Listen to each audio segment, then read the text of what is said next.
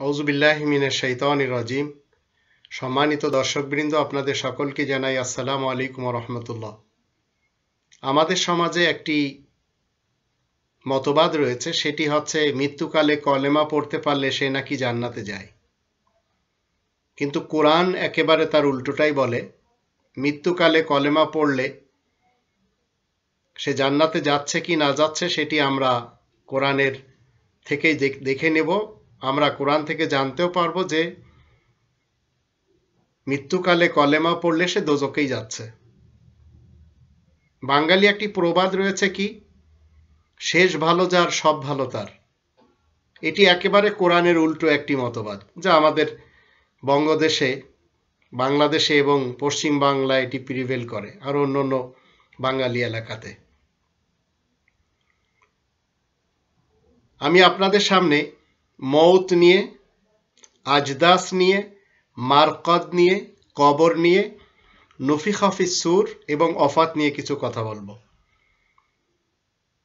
প্রথমে আমরা এই কোরআনের 21 নম্বর সূরা আল আম্বিয়া এর 34-35 আয়াত দুটিতে দেখব। সেখানে আল্লাহ বলেন, ওমা জাআলনা লিবাশারিম মিন ক্বাবলিকাল খুলদ আফা ইম মিত্তা ফাহুমুল খালিদুন। আর আমি কোনো মানুষকে চিরস্থায়ী জীবন দান করিনি, যদি তুমি মৃত্যুবরণ করো তাহলে অন্যান্যরা কি চিরস্থায়ী জীবন পাবে? কুল্লু নাফসিন যায়িকাতুল মাউত, প্রত্যেকটি প্রাণীকে মৃত্যুর স্বাদ নিতে হবে। ওয়া নাবলুকুম বিশ-শাররি ওয়াল খায়রি ফিতনা, এবং আল্লাহ বলছেন যে আমি ভালো এবং মন্দ দিয়ে পরীক্ষা নিই। ওয়া ইলাইনা তুরজাউন, আর আমার দিকেই তোমাদের সকলকে ফেরত আসতে হবে। এবার আমরা যদি 10 নম্বর সূরা, এই কোরআনে 10 নম্বর সূরা এর 90 থেকে 92 আয়াতগুলি দেখি, সেখানে আমরা দেখতে পাই দেশ প্রধান মৃত্যুর সময় কলেমা পড়ছে এবং সে নিজেকে বলছে কি, লা ইলাহা ইল্লাল্লাযী আমানাত বিহি বানু ইসরাঈল ওয়া আনা মিনাল মুসলিমিন। আমি তো কলেমা পড়ছি, আল্লাহ ছাড়া আর কোনো ইলাহ নেই। বানি ইসরাঈল যে কলেমা পড়েছে এবং আমি মুসলিমিনদের অন্তর্ভুক্ত হয়েছি। তো আল্লাহ বলেন, আলান ওয়াকাদ আসাইতা ক্বাবলু ওয়া কুনতা মিনাল মুফসিদিন। এখন পড়লে লাভ নেই, এর পূর্বে তুমি ফাসাদ সৃষ্টিকারীদের দলে শামিল ছিলে, গুম খুন হত্যা করতে। তো আল্লাহ বলেন, ফালিয়াউমা নুনাজ্জিকা বিবাদানিকা লিতাকুনা লিমান খালফাকা আয়া ওয়া ইন্না কাসীরাম মিনান নাসি আন আয়াতিনা লাগাফিলুন। আজ তোমার যে কৃতকর্ম, তোমার এই দেহটাকে নিদর্শন হিসেবে রেখে দেব, যেন পরবর্তী জেনারেশন তারা যেন কি পায়, নিদর্শন পায়। নিদর্শন হিসেবে আল্লাহ রেখে দিয়েছেন প্রত্যেকটি দেশ প্রধানকে কোনো না কোনোভাবে তার কৃতিকলাপ, তার নিদর্শন রেখে দেওয়া হয়, যেন পরের জেনারেশন তারা সেখান থেকে উপদেশ নিতে পারে। তো আল্লাহ বলেন, অধিকাংশ মানুষেরা তো জানেই না, আমার আয়াত থেকে গাফিল। এখন এই দেশ প্রধানের যারা চাকুরিজীবী, যারা রিবাখোর, সকাল সন্ধ্যা তাদের জন্য আগুন পেশ করা হয়। আপনি একজন রিবাখোর, আপনি একজন অফিসার, আপনি দেখা গেল আপনি এমন দেশের একজন অফিসার যে দেশের প্রধানমন্ত্রী এবং আমলারা সবাই দুর্নীতিবাজ, দুষ্কৃতিকারী, ভ্রষ্টাচার, তার ভিতর আপনিও একজন। আপনি সকালে অফিসে যাচ্ছেন, আপনার কপাল কুঁচকে গেছে, আপনি কারোর সাথে ভালো ব্যবহার দিতে পারছেন না। তো আল্লাহ বলেন, আন-নারু ইউরাদুনা আলাইহা গুদুওয়ান ওয়া আশিয়া, সকাল সন্ধ্যা আগুন পেশ করা হয় এদের সামনে। এটি 40 নম্বর সূরা মুমিনের 45-46 আয়াত দুটিতে আল্লাহ বলে দিয়েছেন। তো সকাল সন্ধ্যা আগুন কেন পেশ করা হচ্ছে? এই রিবাখোরেরা, সরকারি চাকরিজীবী, এমনকি কোম্পানিরও বড় কিছু, কিন্তু নিজ দেশে কামাই করে ভিন দেশে বসে খাচ্ছে, আর সবাই মনে করছে এরা খুব ভালো মানুষ। সকাল সন্ধ্যা এদের সামনে আগ আগুন আসতেছে, আগুন। ওয়ায়ামা তাকুমুস সাআ আদখিলু আলা ফিরাউনা আশাদ্দাল আযাব, যেদিন কিয়ামত কায়েম হবে সেদিন আল্লাহ তাআলা কি বলবেন যে এই দেশ প্রধানের চাকরিজীবীর এই লোকগুলিকে কি করো, আযাবের ভিতরে ধাক্কা দিয়ে দাও। তো এখন আমাদের দেশের যারা ঘসিটি বেগমের সাথে বড় বড় ক্রাইমকারী রয়েছে, জেনারেল আজিজের মতো ব্যক্তি, আবার ওসি প্রদীপের মতো ব্যক্তি, তো এদের ক্রাইমগুলি আমরা জানি না? পুলিশ প্রধান বেনজিরের ক্রাইম আমরা জানি না? তো এদের জন্য তো এই কোরআন বলছে, আপনাকে আমাকে তো জানতে হবে কোরআন থেকে। তারা তো উদ্ধত্তের সাথে করে যাচ্ছে যা কিছু তাদের করা দরকার, এবং কিছু গুন্ডা মৌলবী রয়েছে এদের সাথে, বিএনপির সাথেও রয়েছে, আওয়ামী লীগের সাথেও রয়েছে। কিন্তু বিএনপি যখন বলেছে যে কোরআনের সাথে রাজনীতির কোনো সম্পর্ক নেই, বিএনপি শরিয়া আইনে বিশ্বাসী না, তখন কোনো একজন উলামা দলের কেউ কিন্তু প্রোটেস্ট করেনি। আর আওয়ামী লীগের যুগে তো বায়তুল মোকাররমে কোরআনই জ্বালানো হলো। পৃথিবীর ইতিহাসে এই রকম ভয়ানক ইতিহাস অন্তত আল্লাহ তাআলার ইসলামী কিংডমে আর নেই। নরওয়েতে, সুইডেনে কোরআন জ্বালানো হলে আমাদের দেশের মৌলবী সমাজ সবাই বেরোয় আসে, কিন্তু আমাদের দেশে সরকারের যুগে, অবৈধ প্রধানমন্ত্রীর যুগে বায়তুল মোকাররমে কোরআন জ্বালানোই হলো। বায়তুল মোকাররম তো সরকারি জায়গা এবং পুলিশ সেখানে পাহারায় থাকে। তো কোরআনকে জ্বালানো হচ্ছে একটি দেশে, যে দেশটির অতীতের ইতিহাস হচ্ছে এই কোরআনের জন্য অর্জন করা 1947-এর ইতিহাস। ভাষা আন্দোলনও তো এই কোরআনকে বেস করেই করা হয়েছিল। তামাদ্দুনি মজলিসের কাছে জিজ্ঞেস করতে পারেন যদি তাদের কেউ বেঁচে থাকে। কোরআনের 30 নম্বর সূরা আর রোমের 22 নম্বর আয়াতের দৃষ্টিতে এবং 14 নম্বর সূরা ইব্রাহিমের 4 নম্বর আয়াত, এই দুটি আয়াতের দৃষ্টিতে তামাদ্দুন মজলিস ইনারাই পূর্ব পাকিস্তান থেকে এই ভাষা আন্দোলনের কথা উঠিয়েছিলেন। তো কোরআনের পক্ষে আপনি কাজ করেন, জিতে যাবেন, কিন্তু কোরআনকে আপনি পদদলিত করবেন, কিন্তু অথবা কোরআনকে আপনি কি করবেন, জ্বালিয়ে দিবেন, এরপরেও আপনি চাচ্ছেন যে আপনার দলবল নিয়ে শান্তিতে থাকবেন, অন্তত না। তো প্রত্যেকটি রিবাখোর, অবৈধভাবে ইনকামকারী যারা রয়েছে, এমনকি আওয়ামী লীগের যারা গুন্ডা পান্ডা যারা গ্রাম পর্যায়ে রয়েছে, তাদেরও ঘুম নেই। তারাও রাত্রে মানে জেগে ওঠে। আমি তো আমার এলাকার আওয়ামী লীগের নেতা নেত্রীদের ব্যাপারে ভালো করে জানি। চলতে পারে না, মাঝে মাঝে থানাতে যেয়ে তাদের থাকতে হয়। ঠিক বিএনপির যুগেও সেই তাই, একই জিনিস।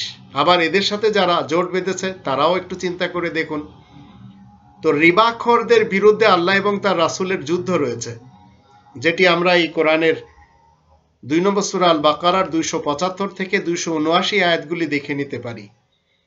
279-তে বলা হচ্ছে, ফাআযানু বিহারবিম মিনাল্লাহি ওয়া রাসূলি। এই রিবাখোরদের বিরুদ্ধে অবৈধভাবে যারা পাহাড়ের মতো দৌলত জমা করছেন, এমনকি গ্রাম পর্যায়ে যারা মেম্বার, তারা কিনা তৈল চুরি করেছে। তো পুরো এলাকার অভিশাপ লেগেছে এদের উপরে, পুরা দেশের অভিশাপ লেগেছে এদের উপরে। এই অভিশাপ অতীতে লেগেছিল বিএনপির উপরে, ঠিক এখন আওয়ামী লীগের উপরে, আবার আগামীতে কে আসবে আল্লাহ ভালো জানেন। 11 নম্বর সূরা হুদ এর 97 থেকে 99 আয়াতগুলিতে আমরা দেখে নিতে পারি, সেখানে দেশ প্রধান এবং তার রিবাখোর চাকরিজীবীরা দোজখে যাবে।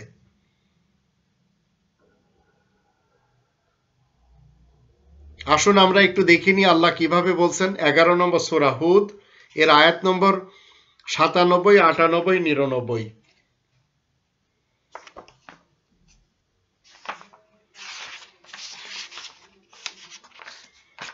এখানে বলা হচ্ছে, 96 থেকে পড়ি, ওয়ালাকাদ আরসালনা মূসা বিআয়াতিনা ওয়া সুলতানিম মুবিন ইলা ফিরআউনা ওয়া মালাইহি ফাত্তাবাউ আমরা ফিরআউন ওয়া মা আমরু ফিরআউনা বিরশীদ ইয়াকদুমু কওমাহু ইয়াওমাল কিয়ামাতি ফাআওরাদাহুমুন নার ওয়া বিসাল বিরদুর মাওরুদ ওয়া উতবিউ ফি হাযিহি লা'নাতান ওয়া ইয়াওমাল কিয়ামাতি বিসার রিফতুল মারফুদ। এখানে বলা হচ্ছে আমি তো মূসাকে আমারই আয়াত এবং সুস্পষ্ট দলিল প্রমাণ দিয়ে পাঠিয়েছি দেশ প্রধান ও তার হুজুর অফিসারদের কাছে, কিন্তু তারা তো দেশ প্রধানের তাবেদারি করে, অথচ দেশ প্রধানের নির্দেশ ন্যায়সঙ্গত হয় না। কিয়ামতের দিন সে নিজ কওমের সামনে এগোতে থাকবে, তারপরে তাদেরকে আগুনের কাছে পৌঁছানো হবে, যেখানে তাদেরকে থামতে বলা হবে, সে যে বড় নিকৃষ্ট জায়গা। আর এই দুনিয়ার বুকেও তাদের পিছনে অভিশাপ লাগানো রয়েছে, আর কিয়ামতের দিনও তারা যে পুরস্কার পাবে সে তো বড়ই জঘন্য। এ হচ্ছে দুর্নীতিবাজ, দুষ্কৃতিকারী এবং ভ্রষ্টাচার দেশ প্রধান এবং তার আমলাতন্ত্রের ফিউচার এই দুনিয়াতে এবং পরকালেও। আজও আল্লাহ তাআলার রহমতে দুনিয়ার যেখানেই যাক না কেন এরা পচা ডিম খায়, এদের উপরে পচা ডিম নিক্ষেপ করা হয়, আরো বিভিন্নভাবে গালি দেওয়া হয়। তো কারণ হচ্ছে এই কনস্টিটিউশন এদের অপছন্দ। তো বিএনপি বলেন, আওয়ামী লীগ বলেন, একই জিনিস। আবার আওয়ামী লীগ এবং হিফাজতে ইসলাম একই জিনিস। এরা একটি কয়েনের এপিট ওপিট, আর কিছু না। মূলত জামাত শিবির ও বিএনপি এরা সব একই জিনিস। 36 নম্বর সূরা ইয়াসিনের 51 থেকে 55 আয়াতগুলি থেকে আমরা জানব নুফিখা ফিস সূর এবং আরো কিছু জিনিস। 36 নম্বর সূরা ইয়াসিন এর 51 থেকে 55 আয়াতগুলি থেকে আমরা জানতে পারবো এখানে আল্লাহ রাব্বুল আলামিন কি বলছেন। ওয়া নুফিখা ফিস সূর ফাইযা হুম মিনাল আজদাস ইলা রাব্বিহিম ইয়ানসিলুন। এখানে নুফিখা ফিস সূর এবং আজদাস আবার মারকাদ এগুলি আমরা জানতে পারবো। আর যখন নতুন আকৃতি দেওয়া হবে তখন তারা আজদাস তথা পুরাতন দেহ ছেড়ে বেরিয়ে খুব তাড়াতাড়ি করে নিজেদের রবের দিকে এগোতে থাকবে। নতুন আকৃতি দেওয়া হলো, পুরাতন দেহ আপনাকে ছাড়তে হবে, এটি হচ্ছে আজদাস। নতুন দেহ যাওয়া হচ্ছে নুফিখা ফিস সূর। তারপরে মারকাদ আসুন কি জিনিস? ক্বালু ইয়া ওয়াইলানা মান বা'সানা মিন মারকাদিনা হাযা মা ওয়াদার রহমান ওয়া সাদাকাল মুরসালুন। তখন তারা বলবে, দুর্ভাগ্য আমাদের, আমাদেরকে মারকাদ তথা আমাদের বসবাসের সমাজ থেকে কে উঠিয়ে দিল? এই তো সেই ওয়াদা যা নাকি রহমান করেছিলেন আর রাসূলগণ যা সত্যতা সম্পর্কে বলেছেন। 53তে বলা হচ্ছে ইনকানাত ইল্লা সাইহাতুন ওয়াহিদাতান ফাইযা হুম জামিউন লাদাইনা মুহদারুন। বাস একটি তো মাত্র বিকট চিৎকার, যার ফলে আচমকা ভাবেই তারা একত্র হয়ে আমারই কাছে হাজির হবে। ফালিয়াউমা লা তুজলামু নাফসুন শাইআ ওয়া লা তুজজাউনা ইল্লা মা কুনতুম তা'মালুন। তারপরে সেদিন কারোর সাথে কিছু মাত্র জুলুম করা হবে না, আর তোমাদেরকে এমন কোনো পারিশ্রমিক দেওয়া হবে না তবে কিনা তোমরা যা কিছু করেছো। আর 55 নম্বর আয়াতে আল্লাহ বলেন ইন্না আসহাবাল জান্নাতিল ইয়াওমা ফি শুগুলিন ফাকিহুন। নিশ্চয় জান্নাতের লোকজন সেদিন আনন্দে মুখর হয়ে উঠবে। আরো অনেক কিছু রয়েছে জান্নাতের বিবরণে। তো এখান থেকে আমরা মারকাদ জানলাম, নুফিখা ফিস সূর জানলাম এবং আজদাস জানলাম। এরপরে যদি আমরা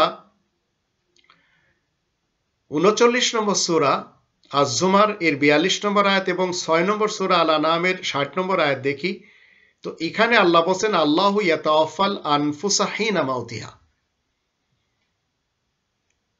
আবার আল্লাহ বলেন ওয়াহুয়াল্লাযী ইয়াতাওয়াফাকুম বিল-লাইল।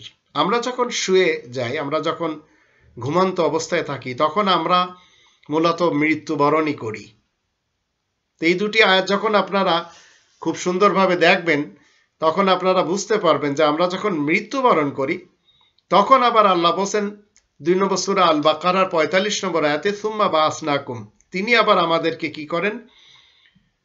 পাঠিয়ে দেন, আমরা জীবিত হয়ে আবার উঠতে পারি। আবার অনেকে ঘুমের ঘরে মৃত্যুবরণ করে। আবার 78 নম্বর সূরা আন-নাবা 9-10 আয়াত দুটিতে আল্লাহ বলেন ওয়া জাআলনাল লাইলা লিবাসা ওয়া জাআলনান নাহারা মাআশা ওয়া জাআলনা নাওমাকুম সুবাতা। এই যে তিনটি আয়াত, ওয়াজআলনা নাওমাকুম সুবাতা, আবার ওয়াজআলনা লাইলা লিবাসা ওয়াজআলনা নাহারা মাআশা। আল্লাহ বলছেন আমি তোমাদেরকে ঘুম দিয়েছি আরামের জন্য, আর রাত দিয়েছি পর্দার জন্য, আর দিন দিয়েছি আয় রোজগারের জন্য। এরপরে যদি আমরা 2 নম্বর সূরা আল বাকারার 72-73 আয়াত দুটি দেখি, সেখানে আল্লাহ বলছেন ওয়াইল কতালতুম নাফসান ফাদারাতুম ফিহা ওয়াল্লাহু মুখরিজুম মা কুনতুম তাকতুমুন ফাকুলনা আদরিবুহু বিবাদিহা কাযালিকা ইউহিল্লাহুল মাউতা ওয়া ইউরিকুম আয়াতি লাআল্লাকুম তাকিলুন। যখন তোমরা একজন ব্যক্তিকে মেরে ফেলো, তো আল্লাহ বলেন আমি সেটিকে ব্যক্ত করে দিই। তো আল্লাহ তাআলা, আপনি বিশ্বাস করেন আমাদের দেশে যারা অতীতে মানুষ মেরেছে, 1971-এর ইতিহাস হোক বা তার পূর্বের হোক তার পরের হোক, একটি কাল বা কয়েকটি যুগ চলে গেলেও এই খুনিদের আল্লাহ তাআলা ব্যক্ত করে দেন, তদন্ত করতে হবে। তো এগুলি আল্লাহ তাআলা শিক্ষা দিচ্ছেন এই কোরআনের মাধ্যম দিয়ে। ঠিক এইভাবে কাযালিকা ইউহিল্লাহুল মাউতা, আল্লাহ তাআলা এইভাবেই উঠান। 7 খুনের ঘটনা আমাদের দেশে ঘটানো হয়েছে। পিলখানার, শ্যাপলা চত্বরের গ্রেনেড হামলার, লগি বৈঠার তাণ্ডব, এগুলি যদি কোরআনের ন্যায় বিচার যেটি রয়েছে সেই ন্যায় বিচার মতে যদি তদন্ত করা হয়, সব খুনিরা বেরোয় আসবে। কিন্তু আমাদের দেশে 5 দশকের বাংলাদেশ যে জিনিসটা আমাদেরকে দেখাচ্ছে সেটা হচ্ছে মূলা চোর যারা, এরা ফাঁসিতে চলে যাচ্ছে, আর বড় বড় চোরগুলি সবাই ধরা ছোঁয়ার বাইরে। এই বিএনপির ভিতরে, এই আওয়ামী লীগের ভিতরে, আর যারা এই দুই পার্টির সাথে সম্পর্ক, এদের মধ্যে এই সব চোরগুলি। কার কোন দেশের সাথে বন্ধুত্ব, স্বামী স্ত্রীর সম্পর্ক, কার কোন দেশের সাথে রক্তের সম্পর্ক, এগুলি এখন সব প্রকাশ করে দিচ্ছে আমাদের দেশের কিছু দেশদ্রোহী লোকেরা, যারা ভারতীয় রাজাকার। কিন্তু আমি যখন কথা বলবো, আপনারা আমার উপরে ট্যাগ লাগাবে যে আমি পাকিস্তানি রাজাকার। পাকিস্তানি রাজাকার বলতে কেউ নেই এদেশে। পাকিস্তান কখনো আপনার আমার উপকারে অতীতেও আসেনি, আজও আসবে না। পাকিস্তান তো নিজের দেশকেই ঠিক করতে পারে না, তো আপনার আমার কি উপকারে আসবে? কিন্তু আপনি যাকে বন্ধু বলে যাচ্ছেন সে তো লুটেরা, লুটপাটকারী, কিন্তু আপনার থেকে একটু শক্তিধর দেখায়, মূলত তা না। 71-এ তারা লুটপাট করতে এসেছিল, কিন্তু আজ আমাদের সন্তানদেরকে শিক্ষা দেওয়া হচ্ছে যে তারা উপকারে এসেছে, 1 পয়সার উপকারে আসেনি। 1 কোটির উপরে মানুষ সে দেশে, যে না খেয়ে কত লক্ষ লক্ষ মানুষ মরেছে সেটি তো কেউ বলেও না। তাই আসুন 2 নম্বর সূরা আল বাকারার 243 নম্বর আয়াত থেকে একটু জেনে নিই, 1971-এ যাদেরকে বন্ধুরাষ্ট্র বলছেন তারা খেতে দিয়েছিল কিনা। আল্লাহ বলেন আলাম তারা ইলাল্লাযীনা খারাজু মিন দিয়ারিহিম ওয়া উলুফুন হাযারাল মাউত ফাকালা লাহুমুল্লাহু মুতু সুম্মা আহইয়াহুম ইন্নাল্লাহা লাযু ফাদলিন আলান নাসি ওয়ালাকিন্না আকতারান নাসি লা ইয়াশকুরুন। একটু 71-এ দেখুন কোরআন। আজ তো আপনারা জানছেন আমি তো এই কোরআনের থেকেই আমার সব সমস্যার সমাধান নিই, এবং আমাকে কোরআন শিক্ষা দেয় কাকে সালাম দিতে হবে, কাকে দিতে হবে না, কাকে মাননীয় বলতে হবে, কাকে চোর বলতে হবে। তা আমি তো আপনার কোনো আইনকে পরোয়া করতে যাচ্ছি না, কারণ আমার কাছে তো কনস্টিটিউশন রয়েছে। আপনার কাছেই নেই কোনো কনস্টিটিউশন, না বিএনপির কাছে রয়েছে না আওয়ামী লীগের কাছে রয়েছে। কনস্টিটিউশন বলতেই কিছু নেই। এখানে তন্ত্র চলে, ফ্যামিলি তন্ত্র অথবা মুজিবতন্ত্র, জিয়াতন্ত্র, এই দুটি তন্ত্র নিয়েই বাংলাদেশ। এখন এখানে দেখুন আল্লাহ 2 নম্বর সূরা আল বাকারার 243 নম্বর আয়াতটি দেখে নিন, তাহলে বুঝবেন ভারত আপনাদের বন্ধু রাষ্ট্র না কি রাষ্ট্র, এবং আমাদের সাথে কি না করেছে।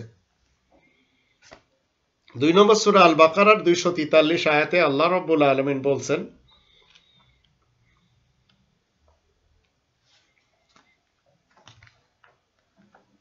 আলাম তারা ইলা, তুমি কি দেখনি যারা নিজেদের বাড়িঘর থেকে মৃত্যুর ভয়ে বেরিয়ে পড়েছে, তারা হাজার হাজার মানুষ। অহম উলুফুন হাযারাল মাউত, আর আল্লাহ তাদেরকে বলছেন তোমরা তো শেষ হয়ে গেছো, তারপরে আবার তাদেরকে বাঁচার সুযোগ করে দেন। নিশ্চয় আল্লাহ মানব জাতির উপরে বড়ই মেহেরবান, কিন্তু বেশিরভাগ মানুষ কৃতজ্ঞ নয়।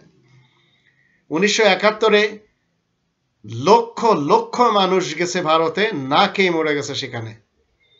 আর যারা নেতা আজ মুখ থেকে বের করছে যে রক্তের সম্পর্ক, স্বামী স্ত্রীর সম্পর্ক, ভারতে যা দিয়েছি চিরকাল মনে রাখবে, একটু যান সেই যুগে। আর ইন্দিরা গান্ধী সেই চরিত্রটা একটু দেখুন। এবং যারা জীবিত রয়েছেন, আমি তো সেই আফসার ভাইকে ভুলতে পারি না, চট্টগ্রাম বাড়ি, সেই মিরেশ্বরার সেই মুজাহিদ, সেই মুক্তিযোদ্ধা, যার যে ভাতাও নেয় না, তিনি নিজেই বলেছেন, শুনে চোখেই জলই এসেছে, আর তো কিছু না। ইন্দিরা গান্ধী যতদিন ওই কি বলে শিবিরে আসেনি, ততদিন তাদের তো পেটে ভাতও জোটেনি। আসার পরে কিছুটা জুটছে। আবার কলকাতা সেই মানবপ্রেমী ছাত্র ছাত্রীদেরকে স্যালুট জানান, যারা চাঁদা করে এনে খাওয়াইছে। আর টুফাইল এইসব টুফাইল আর টুপাইলে এদের কোনো বেল আছে? এদের ইতিহাসও তো আমরা সবাই জানি। কিছুদিন পূর্বে এসটি ইমামও চলে গেলেন, এদের ইতিহাসও জানি, আরো অনেকের ইতিহাস। একটু চিন্তা করে দেখুন, কাকে সাপোর্ট করতে হবে, কাকে করতে হবে না, সব কোরআন আপনাকে বলবে। তো কোরআন আপনাকে আজদাস সম্পর্কে, নুফিখা ফিসসুর সম্পর্কে, আবার সমাধি সম্পর্কে, এগুলি সব কোরআন বলে। কিন্তু ধর্মজীবী মৌলবী সমাজ সব উল্টোপাল্টা বলে আপনাকে ফাঁসিয়ে রেখেছে। জাস্ট আপনি কলেমা পড়েছেন, কিছুকাল দোজকে থাকবেন, তারপরে আপনাকে জান্নাতে আসতে হবে, এটি মৌলবী সমাজ আপনাদেরকে শিক্ষা দিয়েছেন। কিন্তু আসলে কি তাই?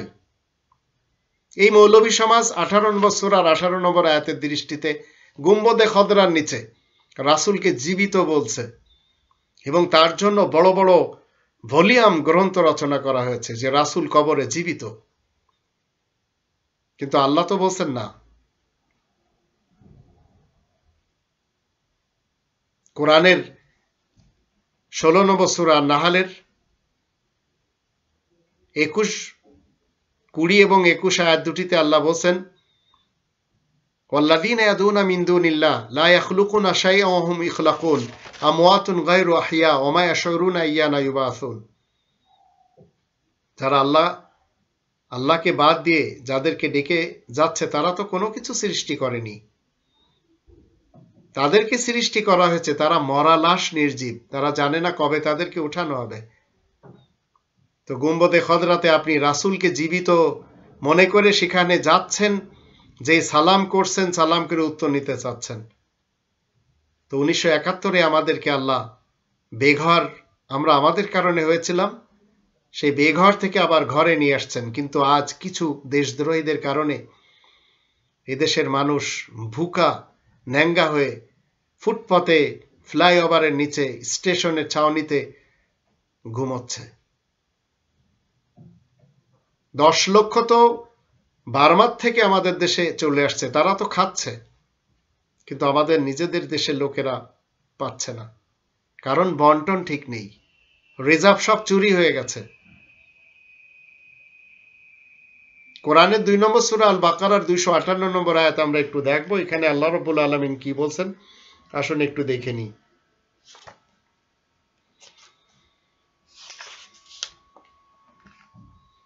আল্লাহ বলছেন, আলাম তারা ইলাল্লাযী হাজ্জা ইব্রাহিমা ফি রাব্বিহি আন আতাহুল্লাহুল মুলক ইয ক্বালা ইব্রাহিমু রাব্বিয়াল্লাযী ইহয়ি ওয়া ইউমীত ক্বালা আনা উহয়ি ওয়া উমীত ক্বালা ইব্রাহিমু ফাইন্নাল্লাহা ইয়াতি বিশ-শামসি মিনাল মাশরিক ফাতি বিহা মিনাল মাগরিব ফাবহিতাল্লাযী কাফার ওয়াল্লাহু লা ইয়াহদিল কওমাজ জালিমিন। তুমি একটু খেয়াল করো, আল্লাহ বলছেন তুমি একটু খেয়াল করো।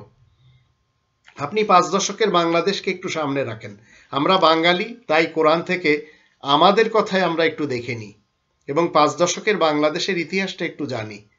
অনেকে তো মন্তব্যে লেখেন যে আপনি রাজনীতির কথা কেন বলেন, রাজনীতি কি জিনিস মানুষেরা জানে না। দুর্নীতিবাজ, দুষ্কৃতিকারী, ভ্রষ্টাচার এবং নৈরাজ্য সৃষ্টিকারী আর গুন্ডা মৌলবী সমাজের বিপক্ষে আমি কথা বলি আল্লাহ তাআলার আয়াতের মাধ্যম দিয়ে।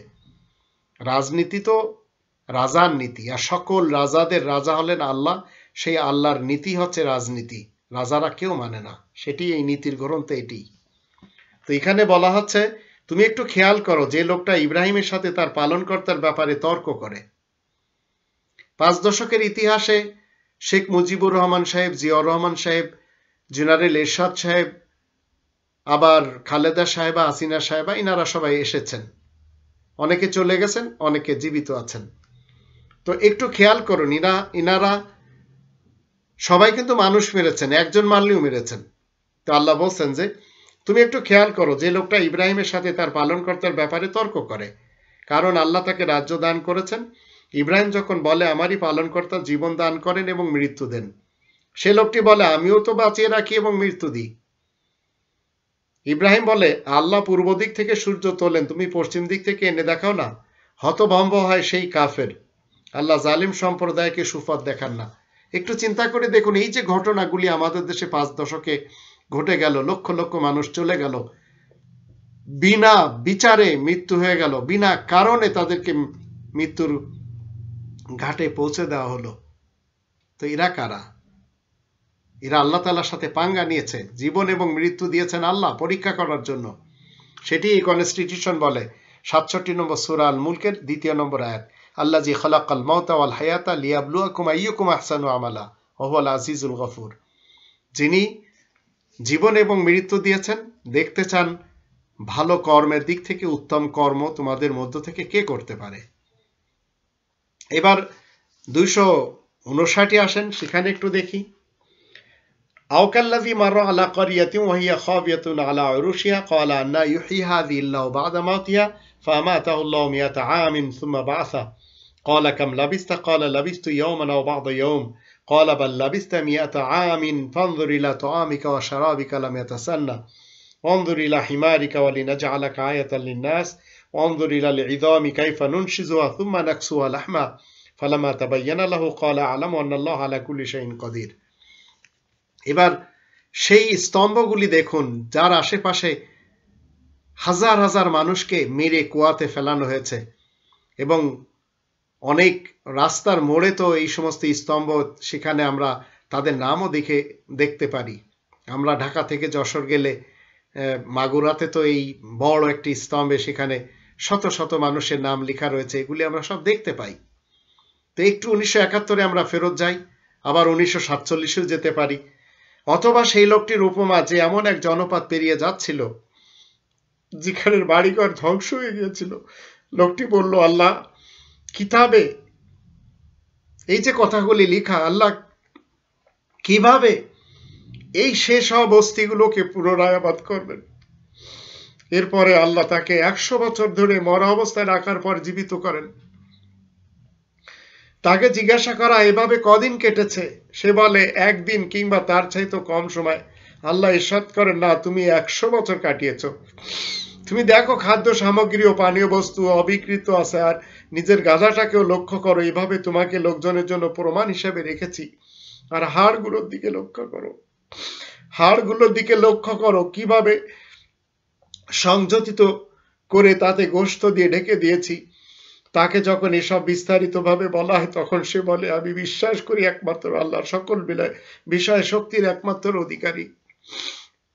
একটু চিন্তা করে দেখুন, আজ আমরা সেই স্তূপগুলো দেখছি, ঢাকাতে বলেন বা অন্যান্য পুরা বাংলাদেশের অধিক জেলাতেই তো আমরা দেখতে পাই এই সমস্ত লোকদের সেই স্মৃতিগুলি।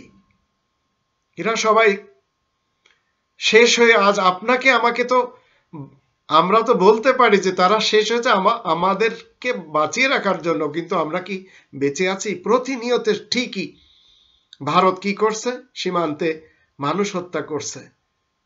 আর আমাদের দেশের বিজেপি প্রধান বলেন, সেনা প্রধান বলেন, পুলিশ প্রধান বলেন, আরো অন্যান্য প্রধান যারা রয়েছেন, কি করছেন তারা?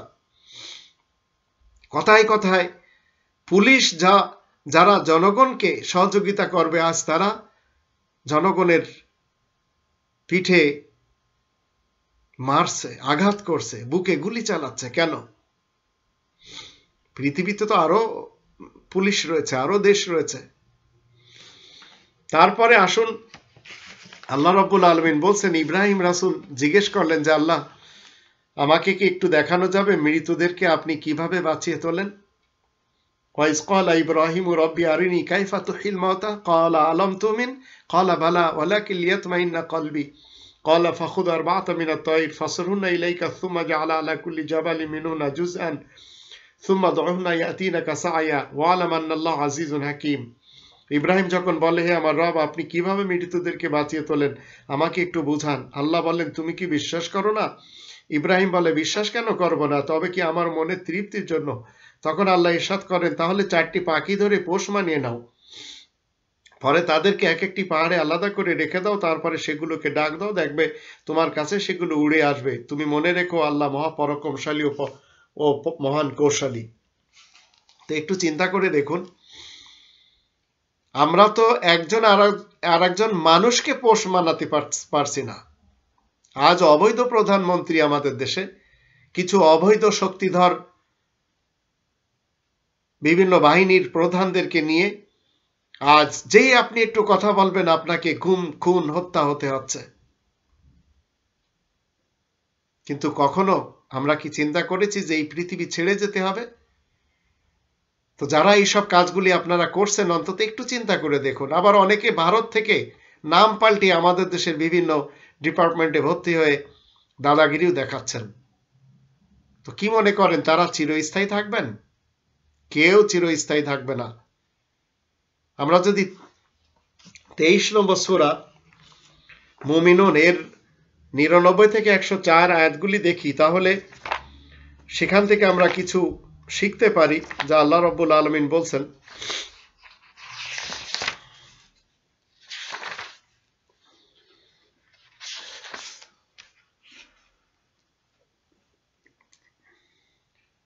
তেইশ নম্বর সূরা মুমিনুন এর 99 থেকে 104 এখানে বলা হচ্ছে, হাত্তা ইযা জাআ আহাদুহুমুল মাউতু ক্বালা রাব্বিরজিউন, বরং ওদের মধ্যে যখন কারোর মৃত্যু এসে পড়ে তখন বলে, হে আমার রব, আপনি আমাকে আবার পৃথিবীতে পাঠিয়ে দিন। লাআল্লি আমালু সালিহান ফীমা তারাকতু কাল্লা ইন্নাহা কালিমাতুন হুয়া কাইলুহা ওয়া মিন ওয়ারাইহিম বারযাখুন ইলা ইয়াউমি ইউবাসুন, যেন আমি কিছু নেক কাজ করতে পারি যা কিছু পিছনে ফেলে এসেছি। এটাই ওদের একমাত্র কথা নয় যা ওরা বলছে, ওদের পিছনে বারজাখ পড়ে রয়েছে, পর্দা আড়াল রয়েছে। ওদেরকে যেদিন আবার তোলা হবে, যে পর্যন্ত তা থাকবে।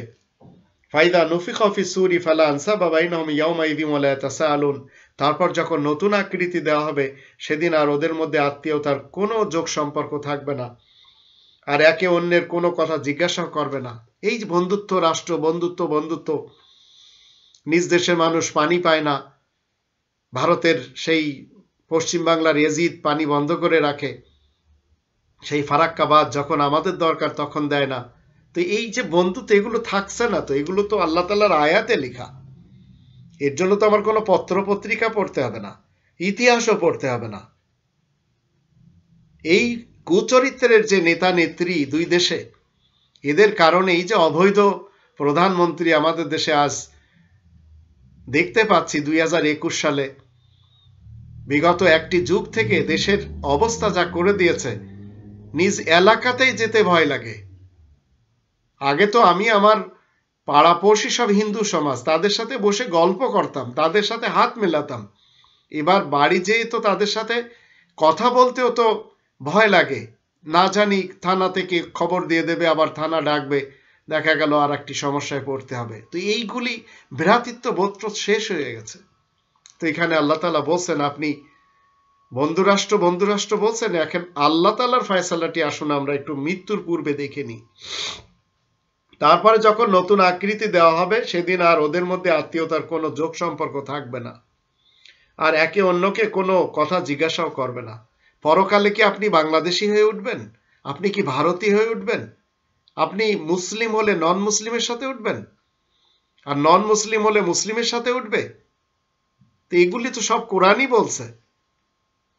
একটু চিন্তা যদি আমরা করি, তাহলে এত রিবাখোর আমাদের দেশে জন্ম নিয়েছে, রবের ইসলামী কিংডমে অন্য কোন মোড়লদের দেশে এরকম আমরা দেখতে পাই না, যা আমাদের দেশে আজ একটি যুগ থেকে আমরা দেখতে পাচ্ছি। তারপরে বলা হচ্ছে, ফামান সাকুলাত মাওয়াজিনুহু ফাউলাইকা হুমুল মুফলিহুন। অবশ্য যার ওজন ভারী হবে তারাই তো নাজাত পাবে। ওমান খাফাত মাওয়াজিনুহু ফাউলাইকা আল্লাযীনা খাসিরু আনফুসাহুম ফি জাহান্নামা খালিদুন। আর যার ওজন হালকা হবে তারাই তো সেই দল যারা নিজেদেরকে ক্ষয়ক্ষতির মধ্যে ফেলে রেখেছে, জাহান্নামের মধ্যেই ওরা চিরকাল থাকতে বাধ্য হবে। তারপরে 104 নম্বর আয়াতে বলা হচ্ছে তালফাহু উজুহাহুমুন নার হুম ফিহা কালিহুন। আগুন ওদের চেহারা ঝলসে দিবে, সেখানে কদাকার কুসরি হয়ে থাকতে হবে। তো আজ কদাকার কুসরি হয়ে যদি আমরা থাকতে পারতাম তাহলে পরকাল থেকে অন্তত বাঁচা যেত, কিন্তু আজ আমরা শান্তির বদলে শাস্তি ক্রয় করে যাচ্ছি। তো পরকালে তো এইভাবে থাকতেই হবে। তো আজ আপনি আমি যে জায়গায় বসবাস করি না কেন, এখানে কোরআন যেভাবে আমাদেরকে শিক্ষা দিচ্ছে সেটি হচ্ছে মৃত্যুকালে কলেমা পড়লে দেশ প্রধানেরও কোনো উপকার হয়নি এবং তার অনুসারীদেরও কোনো উপকার হবে না। শেষ ভালো যার সব ভালো তার, এইগুলি সব বানানো কি বলে আপনার বাঙালি প্রবাদ এবং উক্তি। তো মৌত আপনার একদিন সবকিছু চুকিয়ে দিবে। আজদাস সেখান থেকে চলে যেতে হবে, মারকত থেকে উঠতে হবে, কবরেও থাকতে পারবেন না জীবিত। নফিখা ফিস-সূর, নতুন আকার আকৃতি আসতে হবে। আবার যেভাবে আমরা ঘুম পড়ি অফাতের মাধ্যম দিয়ে, অনেকে সেখান থেকে অফাত হয়ে যান, কিন্তু যে যেখান থেকে এই মৃত্যুর স্বাদ গ্রহণ করুক না কেন, সুম্মা ইলাইনা তুরজাউন, আল্লাহ তাআলা বলেন আমার দিকে ফেরত আসতে হবে। তাই আসুন আমরা সবাই আমাদের চলে যাওয়ার পূর্বে অন্তত নিজেদের চরিত্রকে একটু ঠিক করি। আর যদি না করতে পারি, রিবাখর যদি হই, শুধু জমা জমা জমা করেই যদি মনে করি যে না অনেক কিছু করে ফেলেছি, তো নাসিম সাহেব তো চলে গেছেন, যদিও তার দুর্নীতির টাকাগুলি সব আমেরিকায় তার ছেলে সেখানে বসে বসে খাচ্ছে এবং প্লাজা তৈরি করে নিয়েছে। ঠিক এইভাবে শেখ হাসিনা সাহেবও চলে যাবেন, তার ছেলে আমেরিকায় বসে দেশের এই চুরি করা ডাকাতি করা টাকাগুলি খাবে। ওসি প্রদীপ এইভাবে হাজার হাজার কোটি টাকার মালিক, পুলিশ প্রধানও এরকম, সাফিনুল ইসলামও এরকম। আবার আল জাজিরা যেভাবে রিপোর্টগুলি দিয়েছে তার কিছুটা হলেও তো সত্য, যেগুলি আমরা এখন বুঝতে পারছি। একটি দেশের আর্মি প্রধান, তার ফ্যামিলিটা সব খুনি, তার ভাইয়েরা সব খুনি। তো এইভাবে যদি একটি দেশে অবৈধভাবে একজন প্রধানমন্ত্রী এসে উড়ে এসে জুড়ে বসে যান আর মনে করেন যে ভালো কিছু করতে পারবেন, সম্ভব না। তাই আসুন আমরা সবাই রব্বানি তন্ত্রের দিকে ফেরত আসি, নইলে এই পৃথিবী এইভাবে কেটে যাবে। আপনার বাবা মা চলে গেছে, আপনিও চলে যাবেন, আপনার সন্তানেরাও একদিন চলে যাবে, কিন্তু ইতিহাসে লেখা থাকবে ঘসিটি বেগম, কোনো লাভ নেই। লর্ড ক্লাইভও চলে গেছে, মীর জাফরও চলে গেছে, রায়বল্লভও চলে গেছে, টিপু সুলতানও চলে গেছে। কেউ ভালো নাম কামাচ্ছে, কেউ খারাপ নাম কামাচ্ছে। এমনকি ফ্যামিলির লোকেরা, সেই মীর জাফরের লোকেরা, তারা পর্যন্ত আজ মুখ দেখাতে পারে না। তা আপনি কি মনে করেন যে আজকে আপনি যে অবৈধভাবে এসে বসে আছেন, আপনার সাথে যারা চলাফেরা করছে তারা এবং তাদের সন্তানেরা ক্লাসে একটি সময় আসছে মুখ দেখাতে পারবে? পারবে না, সবাই গালি দিবে। তাই আসুন আমরা সবাই একটু মৌত নিয়ে ভাবি, মারকাদ নিয়ে ভাবি, কবর নিয়ে ভাবি, নফিখা ফিস-সূর নিয়ে ভাবি, অফাত নিয়ে ভাবি, আজদাস নিয়ে ভাবি। তাহলে অন্তত মরার সময় না, মরার আগেই আমরা নিজেদের ব্যক্তিত্বকে কি বলে গড়ে নিয়ে আল্লাহ তাআলার আয়াতের মাধ্যম দিয়ে। আল্লাহ আমাদের সকলকে সেই তৌফিক দান করুন।